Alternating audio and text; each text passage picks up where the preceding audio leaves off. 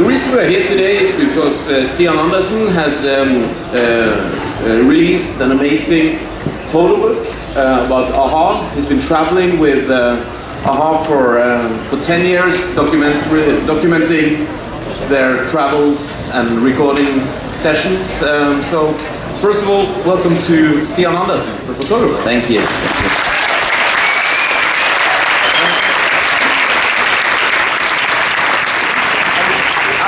I remember when I was 9 years old, and my mother bought me a cassette. It was the first cassette that I ever got. I'm going to need a bit more monitoring because I don't hear him over the crowd. Just put it up. So turn the monitor up. Is there anyone in charge of the sound? Is there any monitor in here? More feedback to the monitor, please. I need those speakers turned up. Can you hear me from here? No, not very well. I just hear the slapback. But it doesn't really matter, does it? Well, the first cassette I ever got was Hunting High and Low, by AHA. So I basically grew up with AHA as the biggest pop stars in Norway, and almost 30 years later, you still are, and now you're documented in this photo book by Stian. So welcome to Mr. Morten Harket.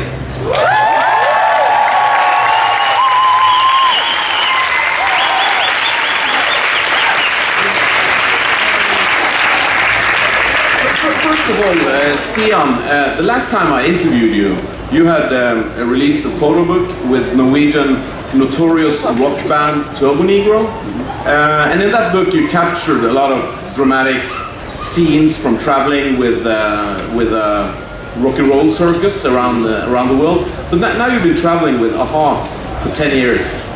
What's the biggest difference between traveling with a band like Turbo Negro and then entering the world of AHA? Luckily I didn't get my head chopped off, so I survived, but what I've tried to do with this project, the similarities, is to present AHA in the type of same rock and roll way, like the grainy, hardcore, dirty look, which I think like presents a big contrast to what I've seen before. Do you know what I mean?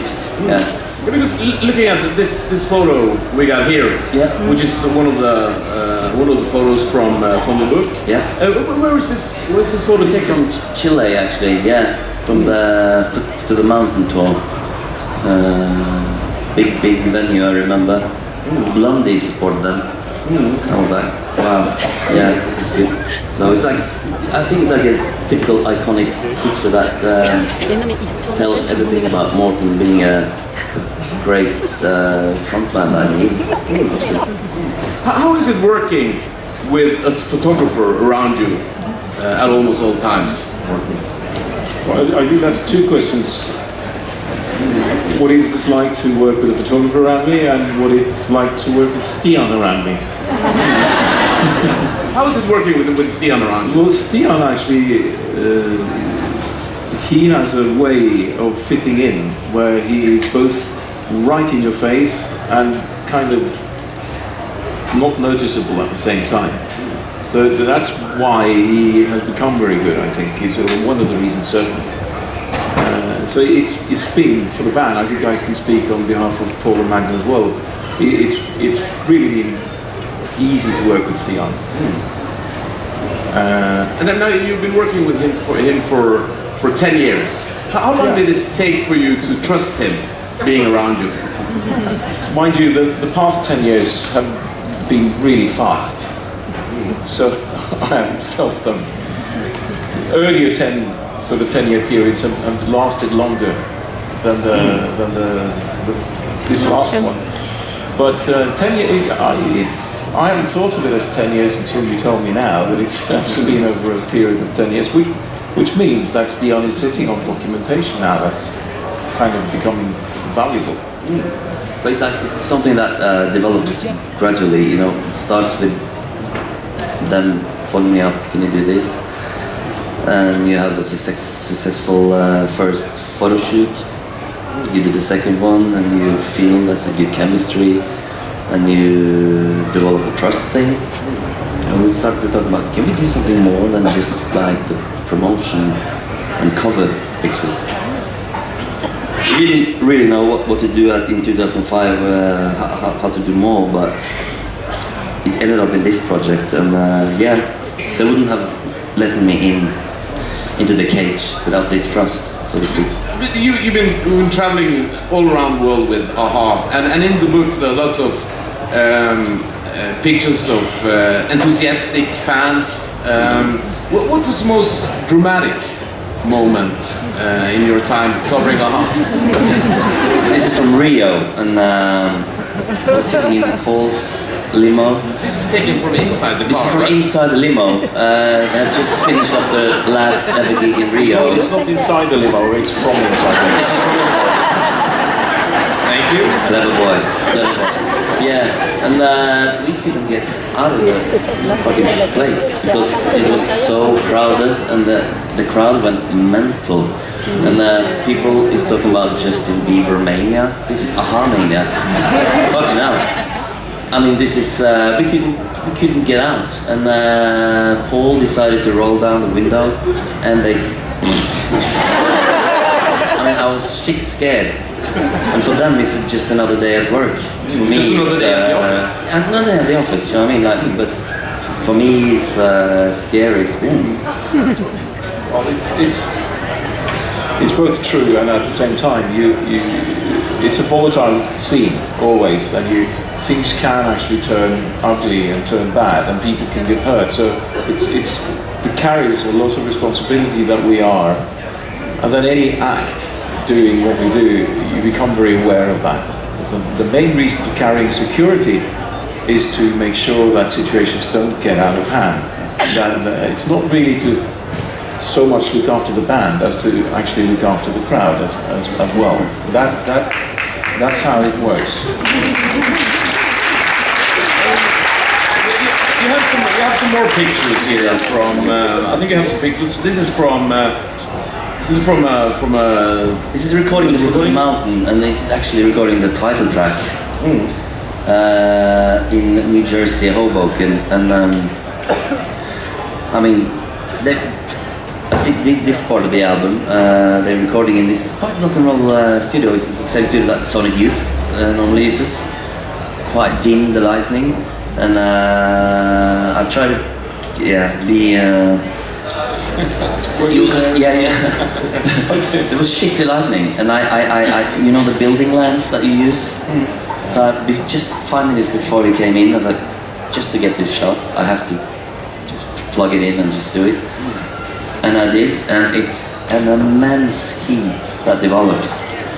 And being so professional and gentleman at the same time, he didn't care at all. And I stood like 15 centimeters from his face, just capturing it all while he laid down the vocals. If that's 15 centimeters from my face, what kind of lens were you using? It's a fisheye, come on. So, I mean, but that's so, I mean, that's, people are talking about pop stars and diva and all that shit, but I mean, he didn't mind at all. And I stood there, I was like shit scared from sneezing and everything, just to ruin the vocal track. He didn't mind. And after 30 minutes, Paul came in. Stian, do you have any good photos now? Because I would love to have some good vocals on the album too. And I was like, and he just kicked me out. But he just never said a word. Morten, does it affect you having a photographer this close when you're recording vocals, or do you just like zone out of it? It's something you learn to accept. It's not something you love. I've never loved being photographed. I've never really wanted to be photographed. But I understand why it's happening, and that it's part of the communication of everything that we do. So it's something you just do. And then when you do it, if you want, then you want to do it well. I want to say that you touched on a very sore point in the difference between shooting promotional shoots, doing promotional shoots, and doing documentary shooting, which is fine, really. I have never had a problem with the documentary side of things, but the promotional side is shit. It's really the worst. Also, maybe I think for the photographers, to go there in order to be photographed and to present yourself and kind of, there is no such thing as not posing, because no matter what you do, it is some kind of pose. And it's not natural, it doesn't feel natural, and I've never liked it. And that's the hard part of it. But documentaries thing, where you follow us the way you've done, is super, because we just do what we do. And I do remember now that you did set up this, and then I kind of get into the other mode. But to have someone like yourself that really fit in the way you have a talent for that. Also for the type of lifestyle that it becomes, to travel like this, to live out of a suitcase, and to be ready and available and ready to shoot from the hip at any point in time, and just be part of whatever goes on is a skill. Is there any moments when you're traveling around, like you said, you're living out of a suitcase, always ready to go to the next city? Has there been any incidents between you where you just had said to Stian, like, enough, just leave me alone for only when people get out of hand, when what they do gets out of hand, when you understand why they do it, or why people need something, and it's a warranted reason, then you just accept it and you deal with it. But the problem obviously always is that I am just one person, and because of what I do, I do something that becomes very personal to people that pay attention to it, that allow it into their lives, and it builds a personal relationship without the personal contact, which is the normal type of contact. And that's the area that is always a battle to try and deal with for both sides, for the listener as well as the performer or artist.